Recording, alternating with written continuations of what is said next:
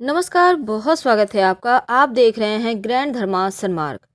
भाई दूज इस बार 2020 में 16 नवंबर को मनाई जाएगी। दीपावली के तीसरे दिन यानी पंच महापर्वों का ये अंतिम दिन है और इस दिन भाई और बहन का प्यार का प्रतीक पर्व मनाया जाएगा। तो इस दिन का शुभ मुहूर्त क्या है? एक दीपक कहाँ जलाएं यम के नाम का, कि यमराज का आशीर्वाद आप और आपके भाइयों पर, आप सभी पर बरसती रहे। और कैसे आप भाई को तिलक करें, एक दो शब्द में, दो लाइन में कथा भी सुन लीजिएगा। चलिए शुरुआत करते हैं। देखिए, भैया दूज का टीका का शुभ मुहूर्त इस बार दोपहर 12:56 से दोपहर 3:06 तक है। जैसे रक्षाबंधन का पर्व मनाया जाता है, ठीक उसी प्रकार भाई बहन के लिए भाई दूज, जिसे हम भाई फोटा भी कहते हैं, इस दिन मनाने का विधान है। इस दिन बहनें अपने भाई के माथे पर तिलक लगाती हैं, सुख समृद्धि और खुशहाली की कामना करती हैं। इस दिन यमुना नदी में डुबकी लगाने की भी परंपरा है। 16 नवंबर को भगवान चित्रगुप्त और कलम दवात की पूजा भी की जाएगी।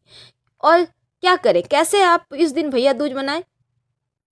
सुबह सुबह उठकर स्नान वगैरह कर लें। सबसे पहले तो बहन भाई दोनों मिलकर यम, चित्रगुप्त और यम के दूतों की पूजा करें, सबको अर्घ्य दें। इसके बाद बहन अपने भाई को घी और चावल का टीका लगाती हैं। फिर भाई की हथेली पर सिंदूर, पान, सुपारी, सूखा नारियल, पानी का गोला भी रखती हैं। फिर भाई के हाथ पर कलावा बांधा जाता है और उनका मुंह मीठा कराया जाता है।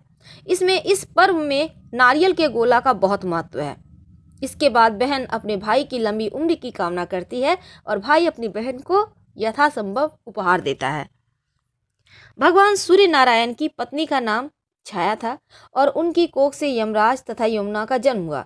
यमुना यमराज से बड़ा स्नेह करती थी। वह उससे बराबर निवेदन करती कि इष्ट मित्रों सहित उनके घर आकर भोजन करो। अपने कार्य में व्यस्त यमराज इस बात को टालता रहा।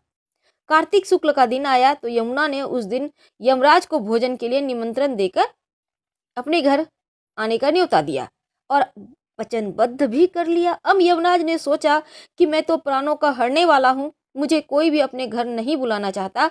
बहन जिस सद्भावना से मुझे बुला रही है उसका पालन करना मेरा धर्म है।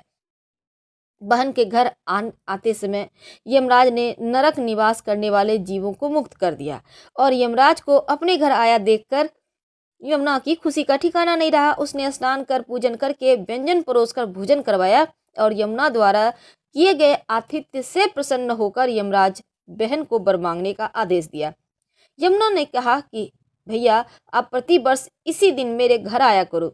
इसी तरह जो बहन इस दिन अपने भाई को आदर सत्कार करके टीका करे, उसे तुम्हारा भय ना हो। यमराज ने तथास्तु कहकर यमुना को अमूल्य वस्त्र आभूषण देकर यमलोक की राह की। देखिए, मान्यता है कि इस दिन बहन अपने हाथों से कुछ न कुछ बनाकर अपने भाई को जरूर खिलाए। इसी दिन से पर्व की परंपरा बनी है और मान्यता है कि जो आतिथ्य स्वीकार करते हैं उन्हें यम का भय नहीं रहता। इसीलिए इस दिन यमराज और यमुना की पूजा की जाती है। लेकिन हमारा जैसे कि टॉपिक है, शाम के समय एक दीपक कहाँ जलाएं। देखिए, अपने घर में शाम के समय घर के बाहर एक पानी का कलश रखें और उस कलश पर एक दीपक जलाइए। सुबह में उस कलश का पानी पूरे घर में छिड़काव कीजिएगा। ये यमराज के नाम का दीपक है।